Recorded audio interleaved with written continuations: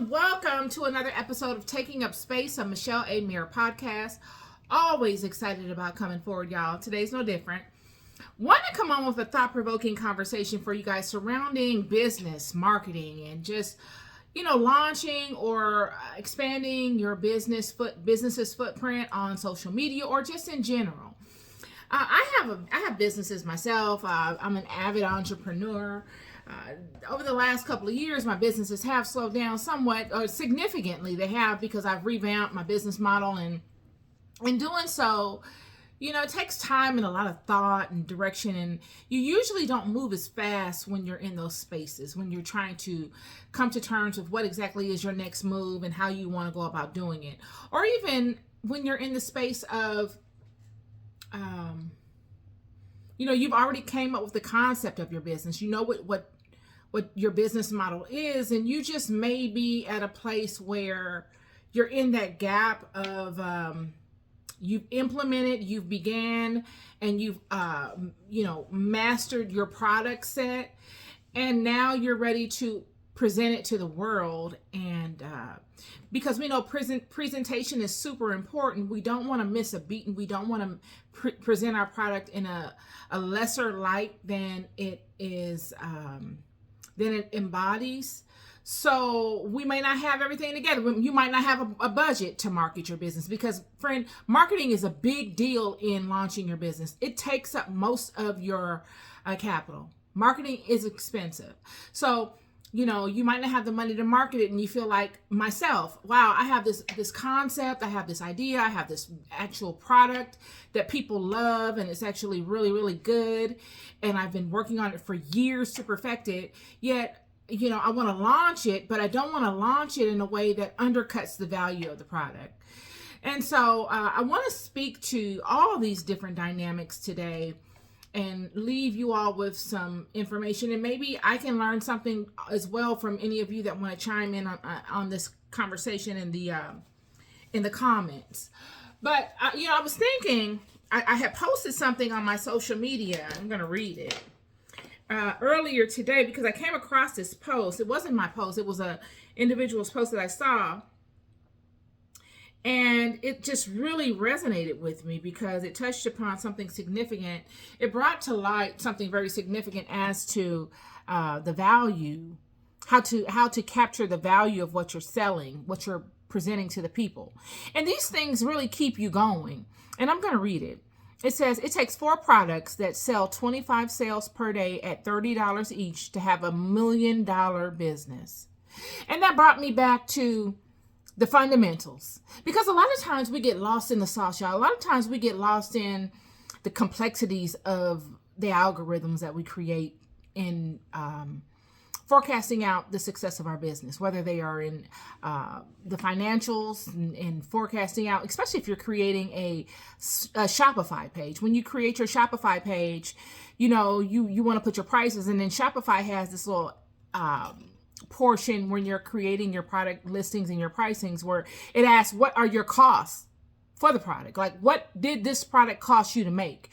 Packaging, item, ingredients, shipping, all these different things you need to know in order to be able to equate what your actual costs are, so that you can see really what your profit is. And reading something like this today, even though I know this stuff, I know it, but to have it reminded to you by someone else is very helpful. To read this today brought me back to the basics of really my own product set that I offer to the world. Most products today, depending upon what you're buying, even eyelashes. I've purchased eyelashes that were $30. I literally have. Some of y'all probably like, really? But yeah, most of you all know, you go to Sephora, and they have some really nice lashes out there. I don't want to plug anybody, because I don't know those people, and I don't want to do that. But there are some really good eyelashes, something as simple as an eyelash out there that's easily $30. And I know that it didn't take probably but $5 to make that particular set of eyelashes. So in seeing this, and it inspired me. It gave me that wind of inspiration that I needed to just pick up where I left off at in the implementation and the expansion and the introduction to my business, for my business to the public. And I want to speak to that because I felt like, you know what, some of these things that I speak to amongst friends or have spoken to amongst friends that also are business owners and that are launching or have launched their own businesses, we all have these same hiccups. We all face these same problems. And a lot of it has to do with marketing. Like I said, you can have your product. You're going to create your product. You're going to perfect your product. That's going to be what you do in your own spare time because it's what you love. It's your inspiration, and you are excited about that. So you're going to put that energy into creating what the public will see as a very quality thing. The problem that I found many people face, including myself, is that once you've implemented that and you've created that and you price that out and you know your cost and your profit margins, now you need to introduce that. And a lot of times that's where it stops. For me, it has. I've been working on my website for years now, honestly. Not strictly because I haven't been able to find people to assist me in launching the website, but because life happens and you got other things that you're dealing with, and amongst that you got financial things where your money is redirected into other areas and you don't have a budget for such, and if you do, it's not a consistent enough budget, or you have other interests that are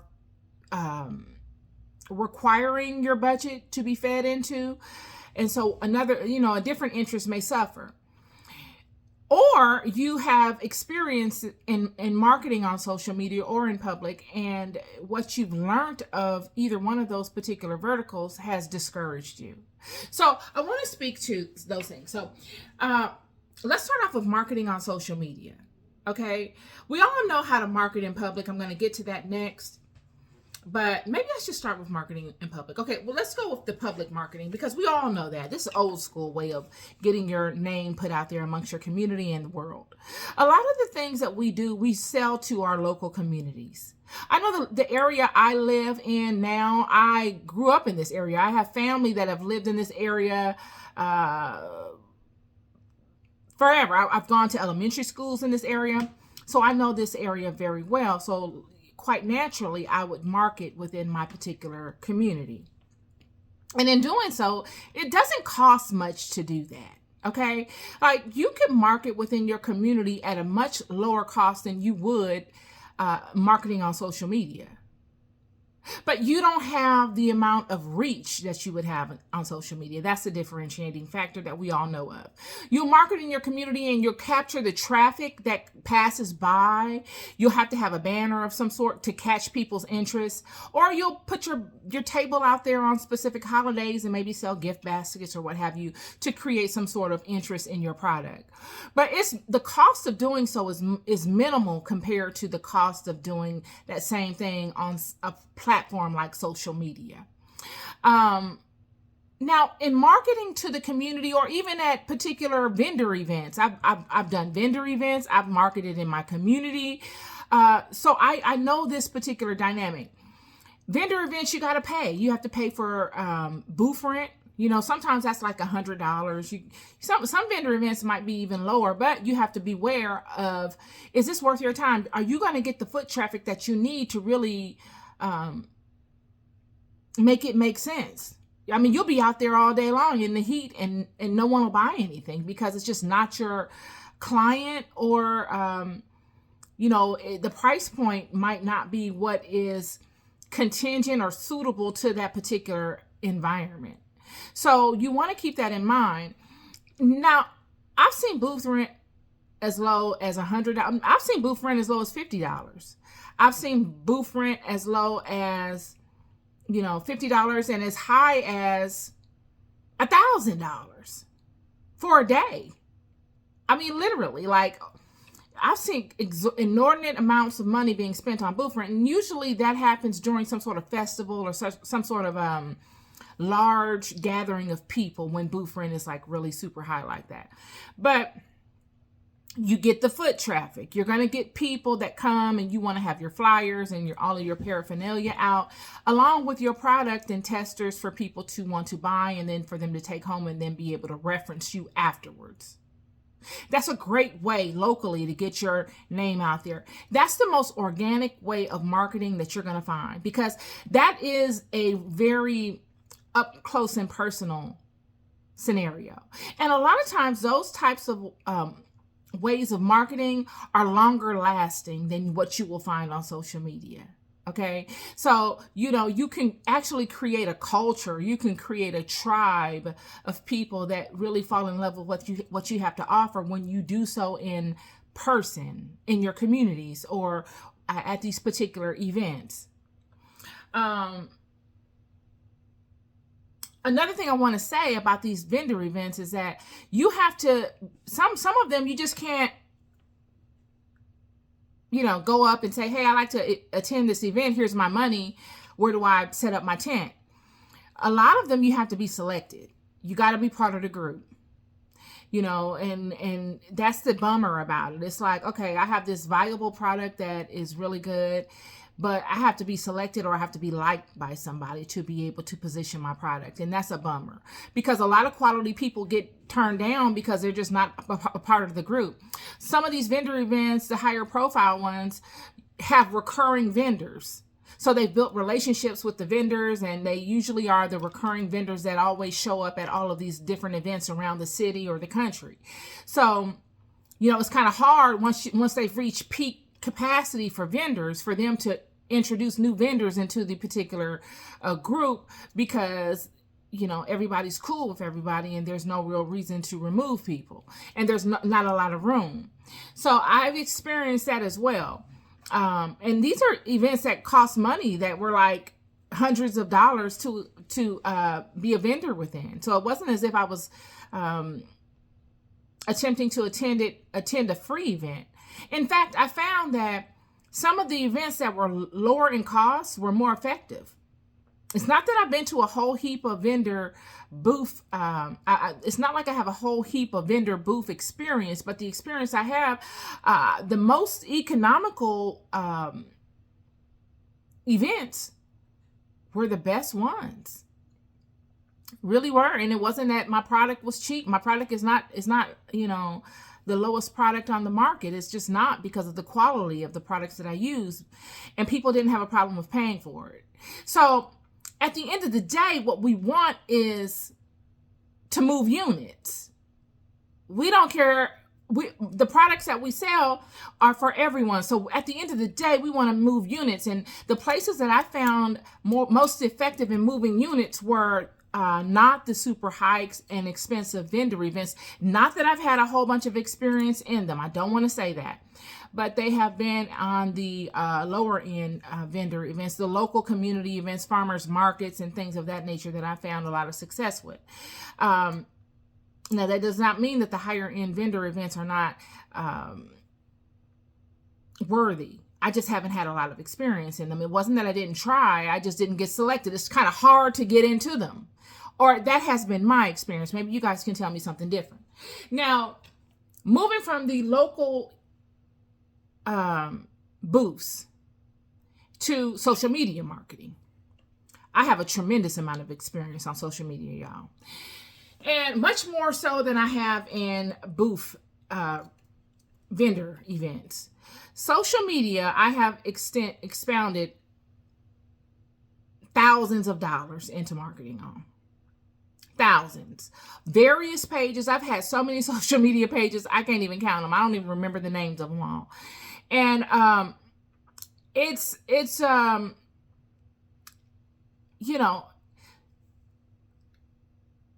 thing with social media is that you instantly can reach thousands of people. Instantly. So if you have a really popping, eye-catching marketing video or meme or picture or post, you'll get traffic. You'll get it. Now, will that traffic convert to a sale? it's not a high conversion, hasn't been a high conversion rate for me. Now, mind you, one of my products, I started off selling candles on social media. I was selling candles at first, and I just didn't get a high conversion rate for my candles. And I was selling my candles at a pretty decent rate. These are high quality candles. I'm going to show you my candle because I have one right here.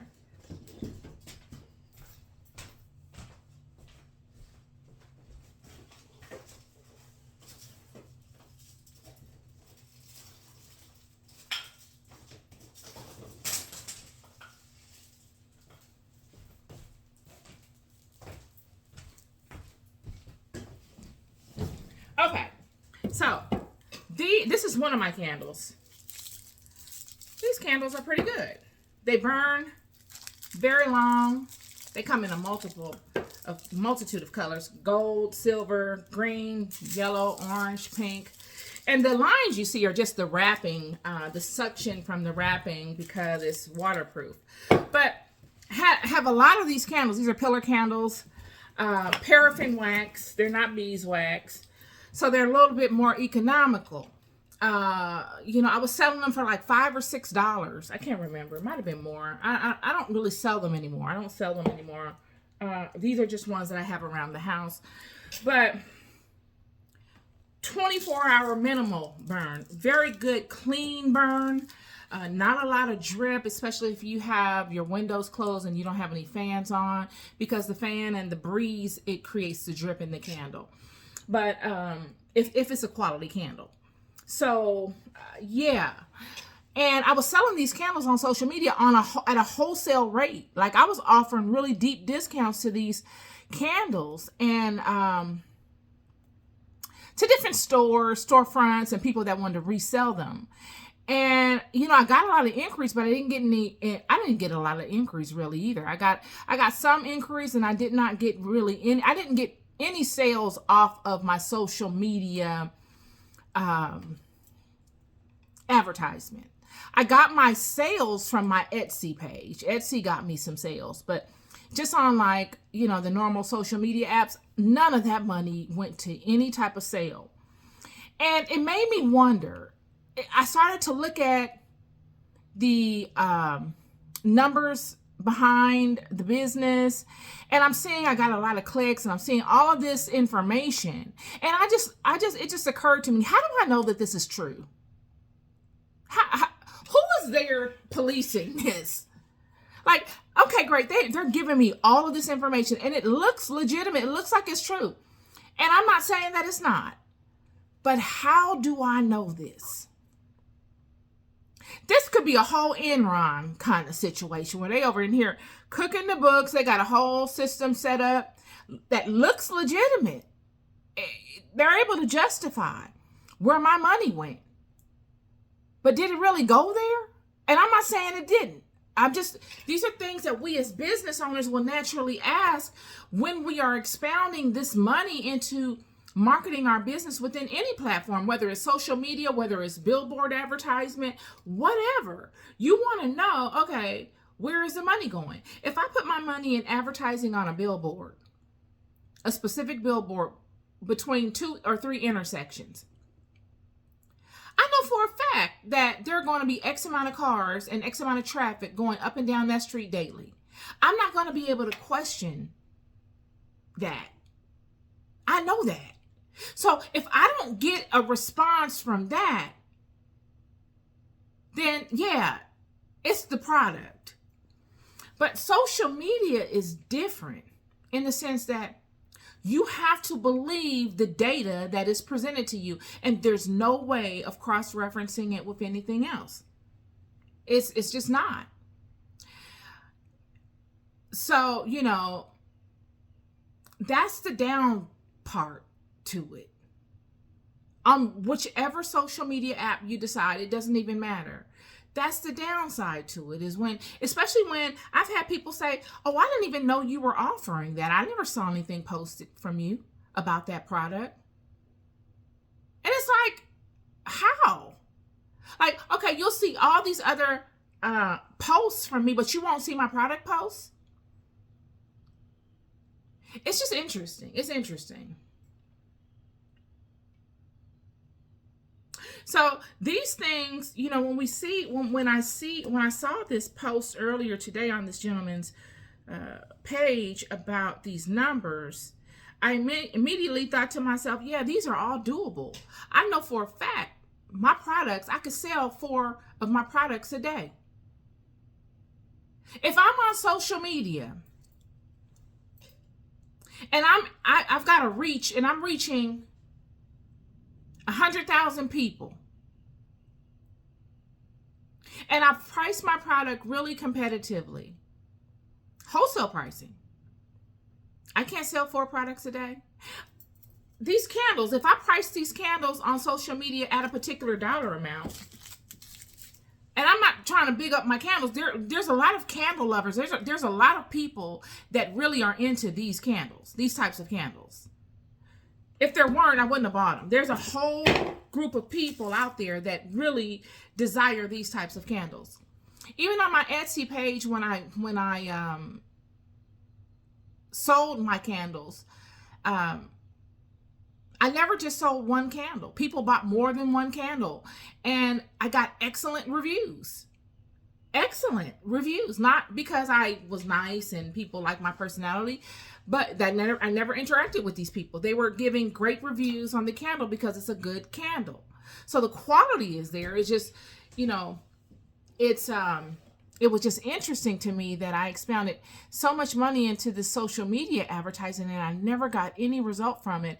But on a page that I did market the candles a little, I put $5 into the marketing of it and I got a great result for $5. Yet I put hundreds of dollars into marketing it on social, the social apps, and I didn't get any result from it.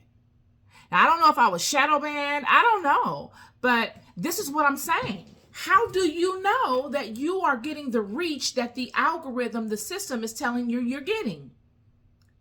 You just don't know. So I brought this up because it made me think when I saw about, the numbers behind it, selling 4 items out of your product line a day, especially if you're on social media and you're reaching hundreds of thousands of people daily. How hard could that be? If that same product you had was reaching those same numbers of people in actual life, foot traffic, do you think you would sell at least 4 of your products a day to people? I know I would. And this is what makes it so interesting. And this is what makes pop-up or pop-out shop, I call them post-up shops so super intriguing to me. I think that is something that I will invest my time and energy in moving forward for certain businesses. You could get a booth. You don't even have to go to a vendor event. You can create your own vendor event. You don't need to piggyback off of somebody else's traffic. I'm one of them people, friend, I believe in myself. I was raised to believe in myself. My dad instilled it in me. I have not lost it. Thank God. It is in me. I believe in myself, and I don't create anything that I am not proud of. I will go to bat for my beliefs because I hold myself in such a regard that I don't believe. I'm not into everything. I'm not with everything. I'm not into everything. But what I'm into is quality. So if I create something, and I present it to you, I'm definitely proud of it. And so I don't feel like I need to piggyback off of anybody else's traffic, even though I'll do it to make it, to add to the vibe of the event. I'm a team player. But sometimes, what I found with these events, not so much, but what I've heard, because I've always sold my products at events. I can't remember one event I went to and I didn't sell anything. I've not had that experience. Thank you, Father and Mother. I've not had that experience. But I do know other people that have traveled and loaded up their cars and, set up their booth and did all of this stuff to spend all day in the heat and interacting with people and not sell one thing. I've seen them. They're all posted up next to me. And I see them at these events when I attend them. And not sell anything. And then have to pay for the space still. So they lost money.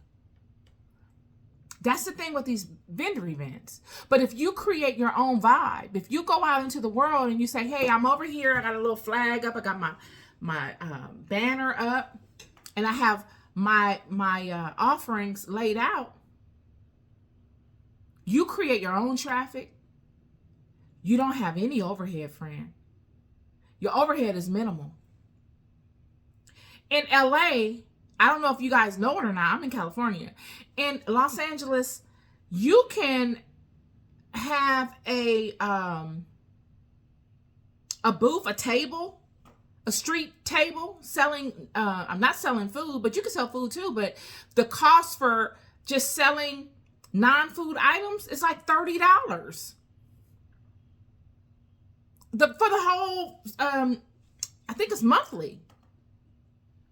It's not even per event. It's monthly.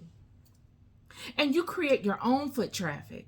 When people come, they're going to pass by that intersection because they want something you have.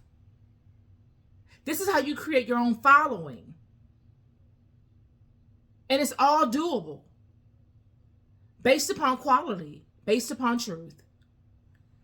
So I was thinking that today when this gentleman, that was wonderful that I saw it, and he's saying, selling 4 of your items priced at $30 a day will make you $1 million business.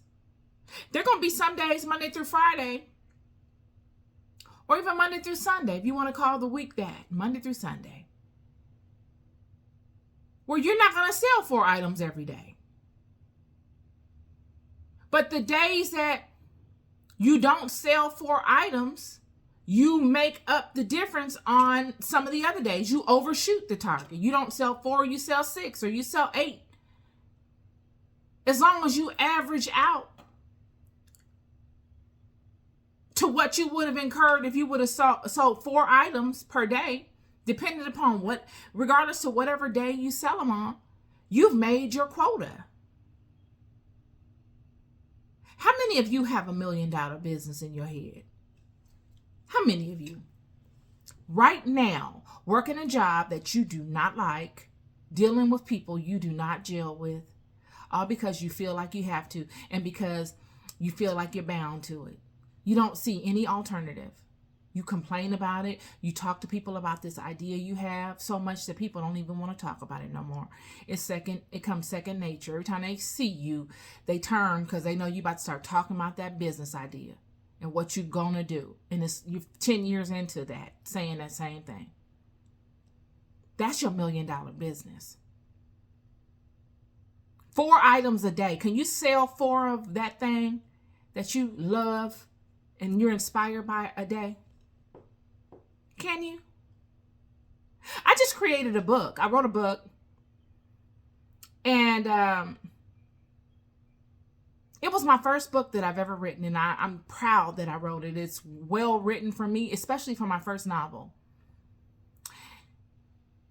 And when I was thinking about this, could I sell 4 of those books a day? I don't think I could. I don't know. Maybe because it's my first novel and I want to be easy on myself. But even though I might not be able to sell 4 of them a day, I can utilize the experiences that I've had in presenting this book to help build up my skills so that maybe the next book that I create or the one after that will sell 4 a day easily. And that's how you get in the rhythm of this thing. Wanted to just jump on with this perspective for you all today. I'm always looking to be useful, and I know sometimes it seems like I'm like on some downer stuff because that's just what Spirit be moving through me during the time that it moves, and I have to speak to scripture and things that is presented to me. But today I wanted to offer you some inspiration to pick up where you left off at. I'm doing that. I am. I have many things that I look to bring forward to you. I just don't have a lot of space to do them at this current state of affairs in my life.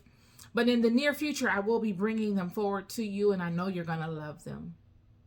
You love more than you will ever know. Be good to yourselves and be good to each other. Peace and love.